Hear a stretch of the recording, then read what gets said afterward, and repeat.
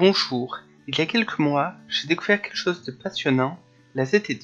Pour découvrir ce que c'est, je vous conseille ces excellentes vidéos, celle de Alphonse Chambier, celle de Mycelium et celle d'hygiène mentale. Elles sont en description. J'aimerais vous introduire quelques notions. La base vient de cette question. Comment discerner une théorie scientifique valide d'une théorie scientifique invalide? Il existe plusieurs critères pour cela. La cohérence. Une partie de la théorie ne doit pas entrer en contradiction avec d'autres éléments de la théorie ou avec des connaissances actuelles. C'est la base certes, mais certains discours violent déjà ce principe. Dans cette vidéo, Jacques Grimaud dit qu'il y a des statues moailles tout autour de l'île de Pâques. Or, dans une autre conférence, il a affirmé qu'il n'y en avait pas dans le quart nord-est de l'île. La concordance avec le constat. La théorie doit être en accord avec les faits. Exemple, ma théorie est que manger des pâtes fait pousser des ailes.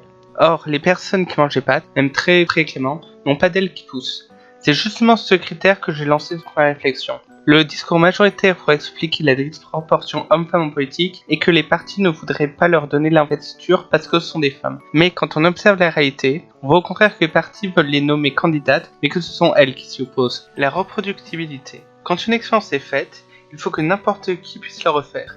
Il faut indiquer tout le protocole pour refaire cette expérience. Ainsi, on est sûr non seulement que les personnes ayant fait cette expérience ne mentent pas, mais encore que ce n'est pas simplement dû au hasard. C'est pour cela que les chercheurs passent leur temps à faire et à refaire les expériences, et à chaque fois que l'instance de l'expérience donne les mêmes résultats, la théorie devient plus solide. Quatrième critère, la prédictibilité. La théorie doit être capable de prédire un fait inédit. Oui, parce que prévoir que le soleil se lèvera demain, pas besoin de théorie pour le prédire. Un exemple connu, que j'ai vu dans cette excellente vidéo d'y penser, que je vous recommande d'ailleurs, concerne la relativité générale. Quand Einstein a pondu la relativité générale, il a dit « Lors de la prochaine éclipse, grâce à la relativité générale, je vous prédis que la lumière d'étoiles derrière le soleil sera déviée et que donc vous pourrez les observer. » Et il précise d'ailleurs exactement comment. En 1919, Sir Arthur Eddington fait cette opération. « It works, bitches !» Mais en réalité, l'on peut assez facilement prendre des théories farfelues qui respectent les précédents critères. Un philosophe allemand, nommé Karl Popper, s'est posé cette question mieux que moi, il en est arrivé à cette conclusion.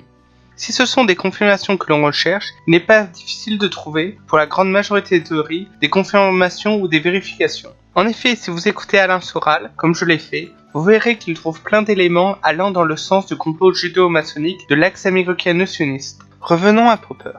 Il conclut par « Une théorie qui n'est réfutable par aucun élément qui puisse se concevoir est dépourvue de caractère scientifique. » En effet, si on cherche vraiment, on peut toujours trouver des éléments qui vont dans le sens de la théorie. Par contre, il est beaucoup plus difficile de s'engager sur des expériences, aussi bien des expérimentations que des observations d'ailleurs, qui sont impossibles dans le cadre de la théorie. Typiquement, si un objet soumis à aucune force avait un mouvement qui n'était pas rectiligne uniforme, on pourrait réfuter la mécanique newtonienne. D'ailleurs, ça a été fait. Un discours peut d'emblée être réfutable.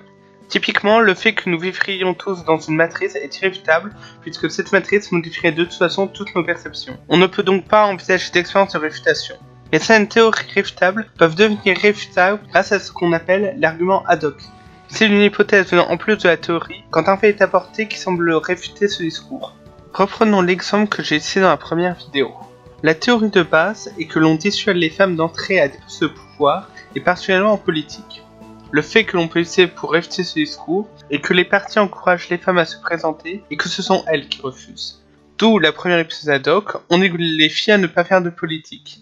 À partir de cela, on peut réfuter à partir de ce fait, on ne constate pas de tel discours dans l'éducation des filles. Vient alors la deuxième hypothèse ad hoc, ce sont les jouets différenciés pour filles et garçons qui incitent les filles, une fois adultes, à ne pas faire de politique. À cela, on peut encore une fois poser une réfutation, qu'on remarque des différences de préférence même chez les nourrissons. Et enfin, la dernière hypothèse ad hoc, les pressions sociales sont tellement fortes que ça marche même sur les bébés. Ainsi, on est parti d'une hypothèse qui était totalement réfutable pour arriver à quelque chose de totalement irréfutable. Voilà, j'espère avoir apporté des éléments importants sur la zététique. Ce n'est qu'un simple amuse-gueule et j'espère que cela vous donnera envie d'aller voir plus loin. Personnellement, ça m'a permis de mettre des mots sur ce que j'avais compris. Je vous laisse donc sur ces quelques chaînes de zététique que vous trouverez en description. J'espère que vous les apprécierez autant que moi.